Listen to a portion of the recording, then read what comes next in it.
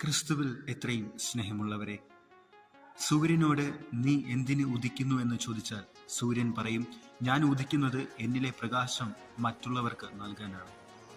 പൂവിനോട് നീ എന്തിന് പൂക്കുന്നു എന്ന് ചോദിച്ചാൽ ആ പൂ പറയും, ഞാൻ പൂക്കുന്നത് എന്നിലെ സുഗന്ധം മറ്റുള്ളവർക്ക് പകരാനാണ്.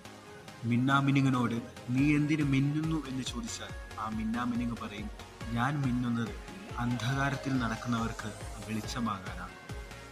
20-ാം ദിനത്തിലേക്ക് പ്രവേശിക്കുമ്പോൾ നാം മറ്റുള്ളവർക്ക് എപ്പോഴെങ്കിലും അല്ലെങ്കിൽ അവരുടെ ജീവിതത്തിൽ സൂര്യനായും മിന്നാമിനുങ്ങുമായും പൂവായും തീർന്നിട്ടുണ്ടോ എന്ന് ആത്മപരിശോധന നടത്തുക. അവരുടെ കണ്ണിലെ കണ്ണുനീർ തുടയ്ക്കുവാൻ നീ യോഗ്യരാണെങ്കിൽ അവരുടെ ഹൃദയത്തിൽ നീ എന്നും സൂര്യനായും മിന്നാമിനുങ്ങുമായും പൂവായും തീർന്നിരിക്കും.